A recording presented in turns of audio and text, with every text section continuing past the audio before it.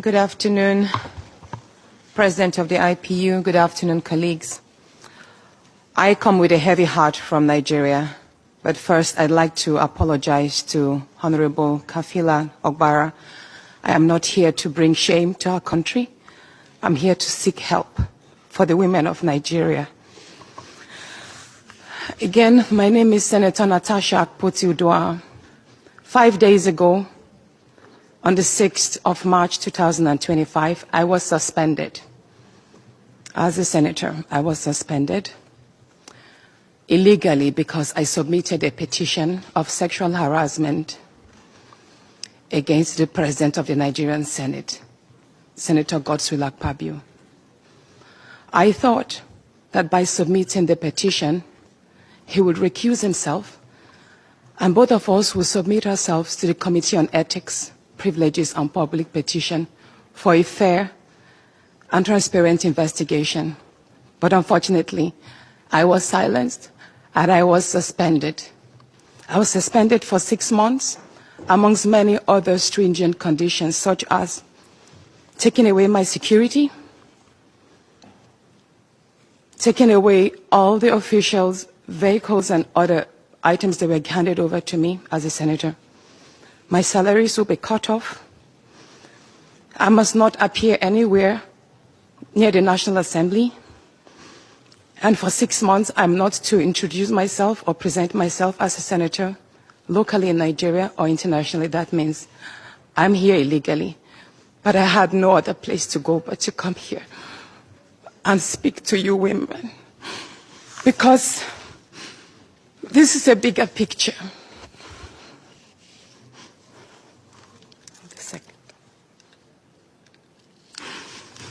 This is a bigger picture. It depicts the crisis of women political representation. My suspension is not just about me.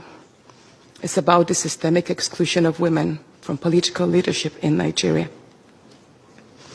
Women make up 3.6% of political offices, and in the Senate, it's just 2.8%. We have 109 men, and only 4 of us are women. So right now, it's 108 with only 3 women. This is a clear case of political victimization, punishment for speaking out against impunity, corruption, and gender-based violence. The United Nations Declaration 48/104 declares sexual harassment as a form of gender violence. The Senate's actions are an assault on democracy. I was elected by my constituents to represent them. Yet a few powerful men have unilaterally decided to silence their voices by suspending me for 6 months.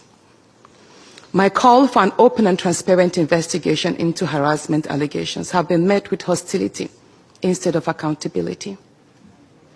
If a female senator can be treated this way in the full view of the world, imagine what ordinary Nigerian women will go through every day in workplaces, in universities, and other aspects of our society. A culture of harassment and silencing must end.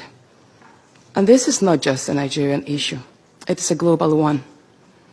Women in politics, media, and businesses face threats, intimidation, and violence for simply demanding fairness.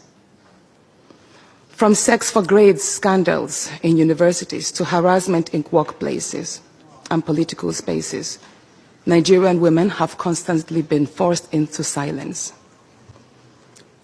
We need stronger legal protections and a zero culture tolerance for gender-based discrimination and intimidation. My call to the international community is such that the world must not stay silent as democracy and women's rights are rolled back in Nigeria. I call on human rights organizations, women movements, and democratic institutions to hold the Nigerian Senate accountable. Nigeria needs global partners to push for women's political inclusion, safety, and protection from political harassment. You may ask, what are my next steps? I will resist the political intimidation. In the past few days, a number of my colleagues, my male colleagues, have reached out to me and said, Natasha, All you need to do is apologize and retract your statements. And I told them I am not going to apologize. I will not apologize for my truth.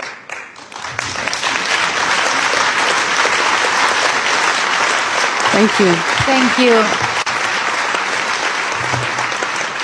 And I told them that I will stand the 6-month suspension, and the very first day I return, I will represent my petition on sexual harassment. And I will continue doing so until there is a fair and transparent investigation. I will fight, thank you. I will fight this injustice and continue to represent my constituents, whether the Senate wants to hear me or not. I will work with women's groups, civil society, and legal teams to ensure that this unconstitutional suspension is squashed. This is bigger than me. This is about ensuring that no other woman in politics or public office will ever be silenced again. Thank you so much.